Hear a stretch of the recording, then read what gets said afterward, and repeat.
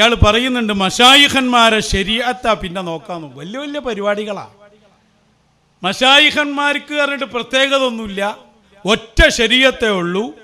ആ ശരീഅത്തിന് ഇവിടെ അംഗീകാരം കൊടുത്തില്ലെങ്കിൽ തെറ്റിപ്പോയി എന്നാണ്. അതും ഇവിടെ വന്ന് പറഞ്ഞതാണ്. അതും കൂടി പറഞ്ഞോട്ടെ. നമ്മളോട് കൽപ്പനയാണ്,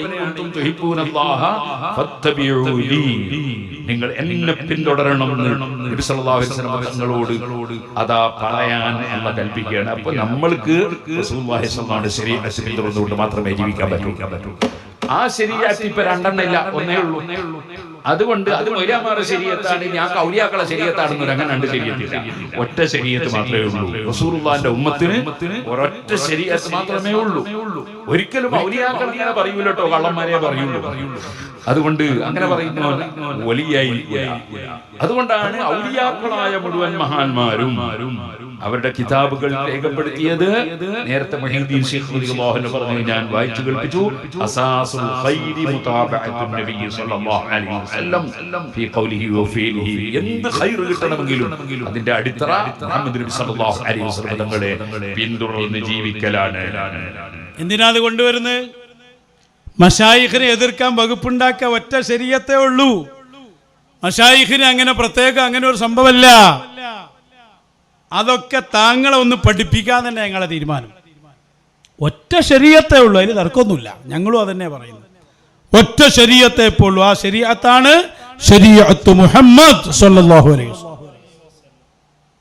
പക്ഷെ ആ ശരീഅത്തിന്റെ ഘടന എങ്ങനെ?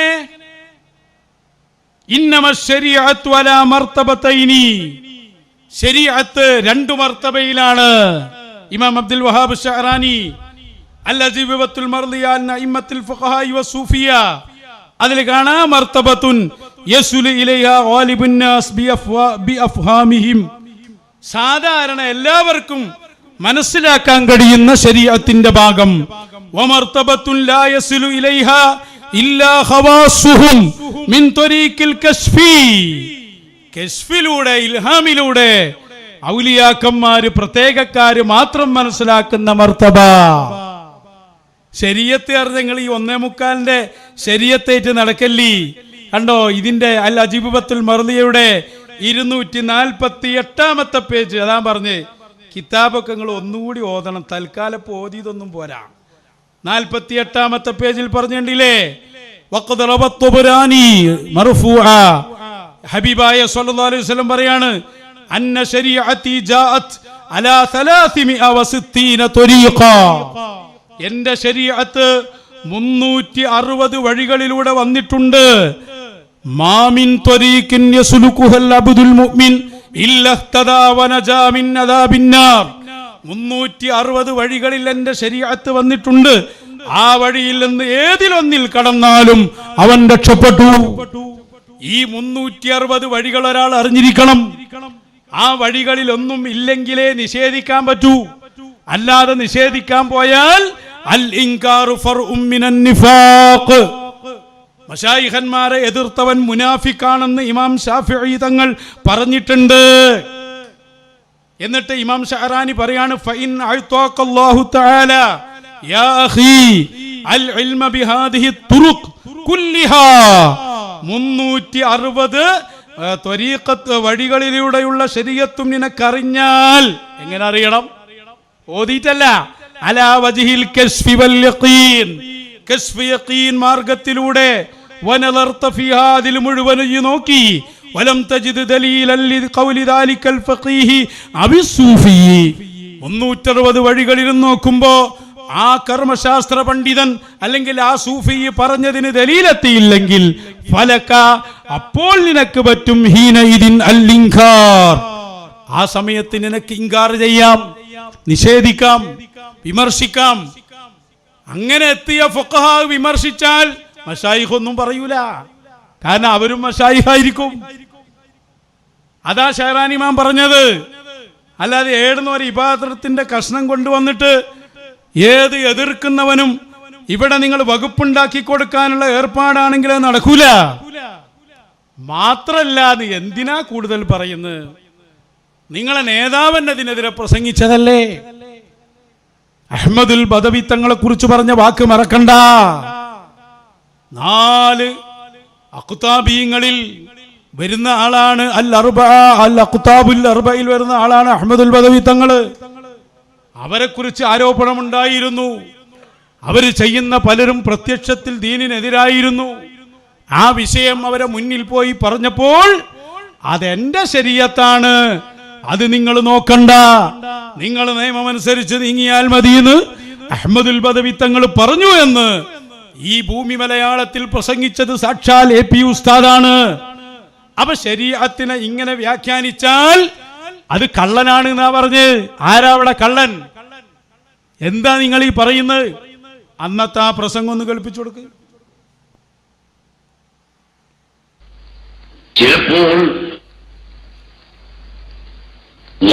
ശരീഅത്തിന് ഒക്കാത്ത ചില കാര്യങ്ങളുണ്ടായി എന്ന് വരാം. പെട്ട സയ്യിദ് അഹ്മദുൽ ബദവി റളിയല്ലാഹു അൻഹു അൽ അഖ്താബുൽ അർബഅത്ത് എന്ന് പറഞ്ഞുകൊണ്ട് 4 കുതുബുകൾ എണ്ണപ്പെടുന്നതിൽപ്പെട്ട ആളാണ്.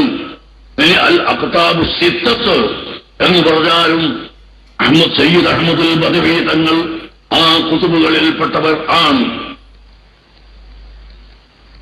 ഔസുൽ ആലം ശൈഖ് മുഹീദ്ദീൻ അബ്ദുൽ ഖാദിർ ജീലാനി ഖദ്ദസല്ലാഹു സിർറഹു ونفعنا به الشيخ أبو العباس أحمد الكبير الرفاعي رضي الله عنه شيخ المشايخ الشيخ إبراهيم الدسوقي رضي الله عنه سيد أحمد البدوي رضي الله عنه ഇവരാണ് അൽ അഖ്താബുൽ അർബഅത്ത് എന്ന പേരിൽ അറിയപ്പെടുന്നത്. അൽ അഖ്താബു സിത്തത്ത് എന്ന പേരിൽ അറിയപ്പെടുമ്പോൾ കുതുബുൽ ഔലിയാഇ അബുൽ ഹസൻ അശ്ശാദുലി റളിയല്ലാഹു അൻഹു തങ്ങളും സുൽത്താനുൽ ഹിന്ദ് ഖാജ മുഈനുദ്ദീൻ ചിസ്തി അൽ അജ്മീരി തങ്ങളും ഉൾപ്പെടുന്നു. അങ്ങനെ ഈ അഖ്താബു സിത്തത്തിലും അഖ്താബു അർബഅത്തിലും എല്ലാം പെട്ട അഹ്മദുൽ ബദവി റളിയല്ലാഹു അൻഹുവിൽ നിന്ന് ചിലപ്പോൾ മുരീദന്മാർക്ക്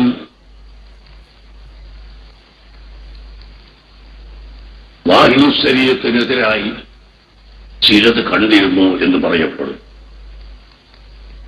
അവരെ സംബന്ധിച്ച് അവരോട് ചോദിച്ചപ്പോൾ നിങ്ങൾ എന്നോട് പിൻപറ്റാൻ നിങ്ങൾ നോക്കണ്ട, നിങ്ങളുടെ ശരീഅത്ത് പിൻപറ്റിക്കൊള്ളണം, അതിനെതിരായി എന്നിൽ നിന്ന് കണ്ടാൽ എന്റെ ശരീഅത്ത് അതാണ് എന്ന് നിങ്ങൾ മനസ്സിലാക്കിക്കൊള്ളണം എന്ന് പറഞ്ഞിട്ടുണ്ട്. അത് വിലായത്ത് ഉറപ്പായതിന്റെ ശേഷമാണ്. ഉറപ്പായതിന്റെ ശേഷമായ ഇവിടെ സംസാരമേ ഉള്ളൂ. ഇവിടെ സംസാരം ഉറപ്പില്ലാത്തവരെ കുറിച്ചില്ല. ചർച്ച ചെയ്യുന്നത് ശൈഖ് മടവൂരിനെ കുറിച്ചാണ് റളിയല്ലാഹു അൻഹു. അതുപോലെയുള്ള മശായിഖിനെ സംബന്ധിച്ചാണ്. അഹ്മദുൽ ബദവി തങ്ങള് ശരീഅത്തിന് വിരുദ്ധമാണെന്ന് പ്രത്യക്ഷത്തിൽ തോന്നുന്ന ചില പ്രവർത്തനങ്ങൾ അവരിൽ നിന്ന് കണ്ടപ്പോൾ അവർ പറഞ്ഞു അതെന്റെ ശരീഅത്താണ്, അത് നിങ്ങൾ പിന്തുടരണ്ട, നിങ്ങൾ നിങ്ങളോട് കൽപ്പിക്കപ്പെട്ടത് ചെയ്യൂ, എന്റേത് നോക്കാനും വരണ്ട. ഇതാണ് അഹ്ലുസുന്നയുടെ നിലപാട്. അവരെ വിമർശിക്കാൻ പാടില്ല. അതുകൊണ്ടാണ് ബഹുമാനപ്പെട്ട ഇബ്നു ഹജറുൽ ഹൈതമി അതല്ലേ ഫഖീഹ്, എന്താ പറഞ്ഞു, എന്താണ് ആ വാക്കിന്റെ ഒക്കെ ഒരു രുചി.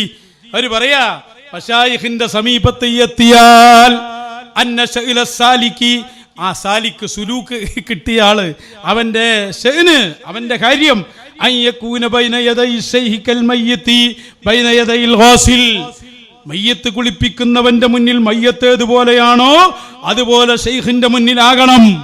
ഇബ്നു ഹജർ റളിയല്ലാഹു അൻഹു അവരാണോ ഫഖീഹ്. വിമർശിക്കണമെന്ന് പറഞ്ഞ് അതിന് തെളിവുണ്ടാക്കുന്ന ഇമ്മൗലവിമാരാണ് സാക്ഷാൽ ഇബ്നു തൈമിയ്യയുടെ അനന്തരക്കാർ. ഹത്താ ലൗ കാനത് ലഹു ഉലൂമുൻ. കണ്ടോ, ഇമാം ഇബ്നു ഹജർ പറയാണ്, ഒരാൾ ഒരു ശൈഖിന്റെ സമീപത്തെത്തി, അവൻ നേരത്തെ പഠിച്ച ഇൽമ അവന്റെ സമീപത്തുണ്ട്, ഔ റുസൂമുൻ, അല്ലെങ്കിൽ അവന്റെ കയ്യിൽ നഖലുകളുണ്ട്, ഉദ്ധരണികളുണ്ട്, ഔ അഅ്മാലുൻ, അല്ലെങ്കിൽ അവൻ തുടർന്നു പോരുന്ന അമലുകളുണ്ട്.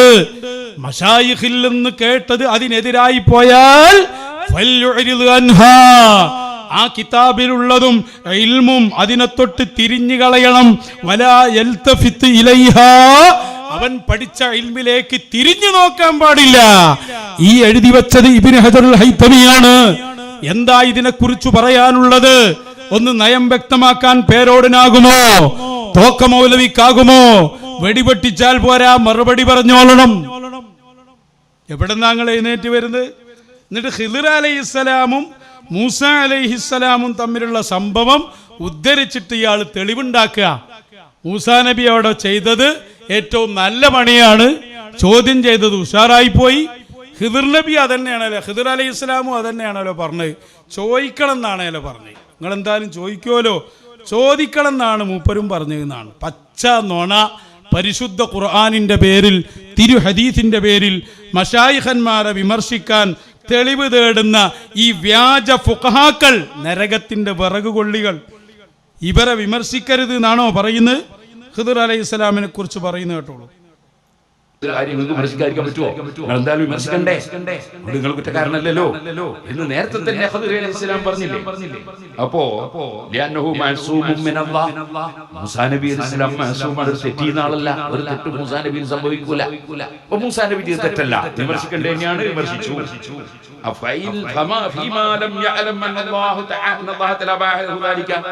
ഖിദ്ർ അലൈഹിസ്സലാം ചെയ്തത് തെറ്റല്ല, കാരണം ഖിദ്ർ അലൈഹിസ്സലാം ഒരു നബിയാണ്. വേറെ വഹി അറിയിച്ചിട്ടാണ് മഹാനവറുകൾ ചെയ്യുന്നത്. ഈ സംഭവത്തിന്റെ ഒരു ചുക്കുചാക്ക് പിടുത്തം കിട്ടിയിട്ടില്ല. എന്തിനാണ് ഉലമാ ഇത് കൊണ്ടുവന്നത്? എന്താണ് അവിടെ സംഭവിച്ചത്? വിശദീകരിക്കാൻ നേരല്ല, ഒന്ന് രണ്ട് വാക്ക് നോക്കൂ. ഖാല ലഹു മൂസാ ഹൽ അത്തബിയുക അലാ അൻ തുഅല്ലിമനി മിമ്മാ ഉല്ലിംത റുഷ്ദാ.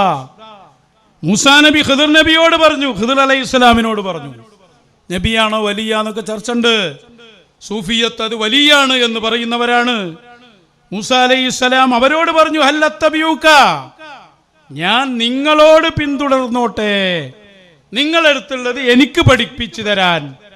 നല്ല പോയിന്റ് അല്ലേ? അവിടെയൊക്കെ മൂസാ നബിന്റെ അടുത്തേക്ക് ഖിദ്ർ അലൈഹിസ്സലാം അങ്ങോട്ട് പോയതല്ല, ഖിദ്ർ അലൈഹിസ്സലാമിന്റെ അടുത്തേക്ക് മൂസാ നബി പോയതാ. ഏതുപോലെ ഉവൈസുൽ ഖർനി എന്നവർ ഖുലഫാഉർ റാഷിദിന്റെ അടുത്ത് അങ്ങോട്ട് പോയതല്ല, അവരിങ്ങോട്ട് വന്നതാ. എന്നിട്ട് ചോദിക്കുന്നു, ഞങ്ങളൊപ്പം കൂടിക്കോട്ടെ. ഖാല ഇന്നക ലൻ തസ്തതിയ മഇയ സുബ്റ, എന്റെ കൂടെ ക്ഷമയോടെ നിൽക്കാൻ നിങ്ങൾക്ക് കഴിയില്ല.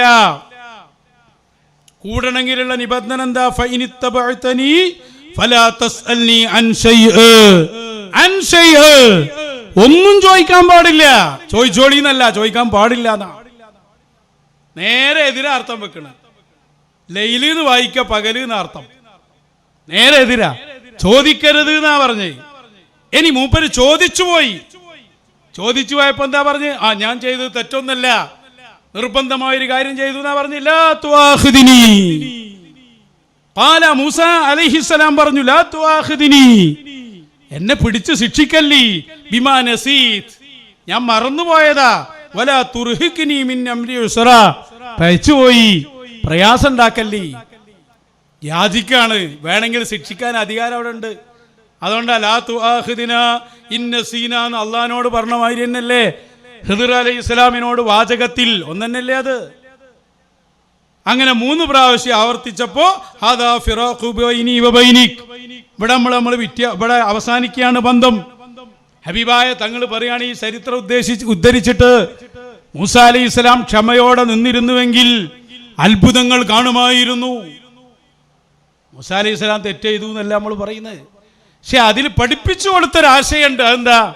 അതാണ് അഹ്ലുസുന്നയുടെ നേതാവായ ശൈഖ് അബ്ദുൽ ഖാദിറുൽ ജീലാനി റളിയല്ലാഹു അൻഹു പറയുന്നത്, വലാ തഅ്തരിദ് ഫീമാ ജഹിൽത മിൻ അംരിഹി അലൈഹി ഫഇന്നൽ ഇഅ്തിറാദ തനാസുഉ. ഔലിയാക്കന്മാരെ മുമ്പിൽ നീ എത്തിയാൽ നീ അവരെ വിമർശിക്കാൻ പാടില്ല കേട്ടോ. വലൗ യകുൻ അലാ ഗൈരി മശ്റൂഅ്, അവർ ചെയ്യുന്ന കാര്യങ്ങൾ നിന്റെ വീക്ഷണത്തിൽ അത് ശറഇനെതിരാണ് എന്നാൽ പോലും യഥാർത്ഥത്തിൽ ശറഇനെതിരാവില്ല. കാരണം ശറഇ അവരുടെ കയ്യിലാണ്. പിന്നെ എങ്ങനെ അത് ശറഇനെതിരാകുക? ഇപ്പൊ കുട്ടിയെ കൊന്നു ഖിദർ അലൈഹിസ്സലാം, നിന്റെ വീക്ഷണത്തിൽ അത് ശറഅനെതിരാ, യഥാർത്ഥത്തിലോ ശറഅാണത്, നിർബന്ധമായ കാര്യ ചെയ്ത്. അതല്ലേ ഇവിടെ സംഭവിച്ചത്. ഫസമ്മ മഖാദിഉ, ചിന്തിക്കണം, ചതിക്കുഴികളുണ്ട് അവിടെ. അറിയാതെ വിമർശിക്കാൻ പോയ അനക്കാൻ നഷ്ടം. അതിന്റെ തെളിവെന്താ? വസല്ലിം ലഹു എന്ന് പറഞ്ഞിട്ട് അതിന്റെ തെളിവ് പറയുന്നത് കേട്ടോ. ഫഫീ ഖിസ്സത്തിൽ ഖിദ്റിൽ കരീമി കിഫായതു ബിഖത്ലി ഗുലാമിൻ വൽ കലീമു യുദാഫിഉ. ഖിദ്ർ അലൈഹിസ്സലാമും മൂസാ നബിയും തമ്മിലുള്ള സംഭവത്തിൽ ഇതിന്റെ മതിയായ രേഖ നിനക്കുണ്ട്. അതുകൊണ്ട് മശായിഖന്മാരാണ് ശരീഅത്തിന്റെ ആളുകളിൽ തർക്കല്ല. പക്ഷേ ആ ശരീഅത്ത് ഈ പഠിച്ച ഈ ചെറിയ ഇട്ടാവട്ടത്തിലുള്ളത് മാത്രമാണ് മനസ്സിലാക്കരുത്. അത്രയും വിശാലമാണ് ശരീഅത്ത്. കശ്ഫും ഇൽഹാമൊക്കെ വന്ന് 360ഓളം വഴികളിൽ സ്ഥിരപ്പെട്ട ശരീഅത്തിൽ ആ 360ൽ 1% പോലും ഈ സമസ്ത 40 പഠിച്ചിട്ടില്ല. സുലൈമാൻ മൗലവിയാണ് ഈ സ്ഥിതിനെ ഇതേക്ക്. എന്നിട്ടാ ഓല് വലിയ വലിയ മടവൂർ ശൈഖുനാനൊക്കെ മനഃപൂർവ്വം തെറ്റ് ചെയ്തിട്ടില്ല. ആ മനഃപൂർവ്വം അല്ലാതെ ശൈഖുനാക്ക് മനഃപൂർവ്വം അല്ലാത്തൊരു അവസ്ഥ ഉണ്ടായിട്ടില്ല. ഉറക്കത്തിൽ വരെ അവര് അംദനല്ലേ, കസീറമ്മ അഖ്റഉൽ ഖുർആൻ വ അന നായിം, ഞാൻ അധികവും ഖുർആൻ ഓതൽ ഉറക്കത്തിലാന്നാ പറഞ്ഞത്. നവലൊന്നും ഓതത് ഉറക്കത്തിൽ ഓതുണ്ടാവും, വേറെന്തെങ്കിലേക്കാണ് ഓതുക, പുറത്തു പറയാൻ പറ്റൂല. അപ്പൊ ഇവരും ഔലിയാക്കളും എങ്ങനെ ഇത് അജവും ഗജവും അങ്ങനെയൊന്നും പറഞ്ഞാൽ പോരത്. നിങ്ങൾ എങ്ങനെ ഈ ആവശ്യമില്ലാത്തതിൽ പെട്ടുപോയത്? നിങ്ങൾ കുറച്ചു കാലം തിരിച്ചു മറുപടി ഒന്നും ഇല്ലാത്തപ്പോ കുറച്ച് സുജായികളായി നടന്നിട്ട് ആ കാലൊക്കെ കഴിഞ്ഞുപോയി. എതിർക്കന്നെ ചെയ്യും, നിങ്ങളെ വാദം ശരിയല്ലെന്ന് ഞങ്ങൾ പറയുന്നേയും.